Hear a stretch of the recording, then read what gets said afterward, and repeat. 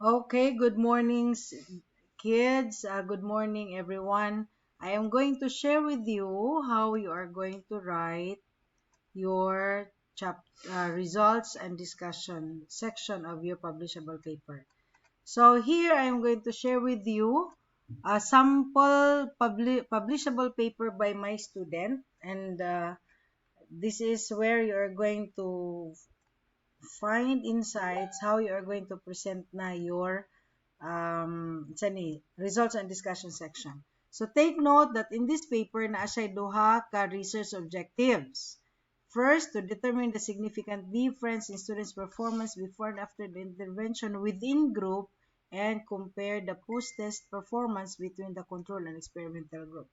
Well, it might not be the same research question that you have, kay lahi man mo study, but the point that I am trying to bring across here is that uh, always remember when you write your results and discussion, always remember your research questions. Kay kung unsa the order by which you are going to present your results and discussion, it is always based on your research questions. Now take note, some of you are using research questions that will require inferential statistics. So ano mga inferential statistics? Tong correlation o regression. Okay? Pero rayuban sa inyo, ang research question is, what is the level of? Meaning to say, kung ang inyong research question is, what is the level of?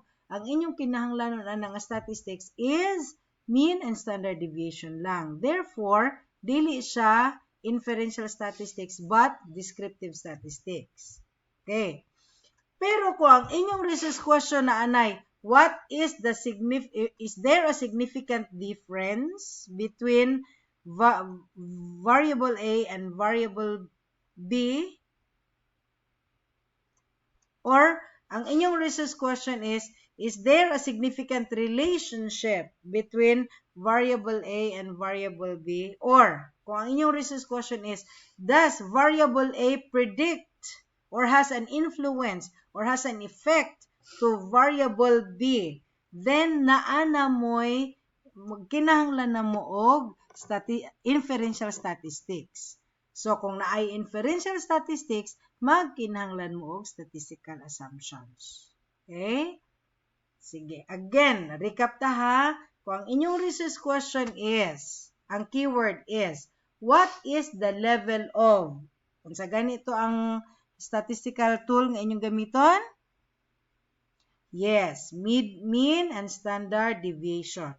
Or kung ang inyong research question is, how frequent is? Unsa ang statistical analysis gamiton ana? Frequency and percentage. Pero kung ang inyong research question kay nag-ingon og, is there a significant relationship between variable A and variable B? Unsa gani ang statistical analysis gamiton? Yes, correlational research using Spearman-Rao or Pearson-R. Okay. If ang inyong research question is, does variable A has an influence on variable B? Or does a variable A has an effect on variable B? Unsay gamiton na nga statistical tool?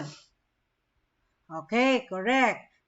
Regression analysis. So karon, basta ang importante ha nga balikan gyud ninyo ang research objective kay maunay mag-dictate kung unsaon ninyo pag-arrange ang inyong results and discussion. Okay? So putlon sa nako ni nga video, I will make another video how to present your results and discussion. Aron nga dili ra kaitaas ang video. Okay? Wait for the second video.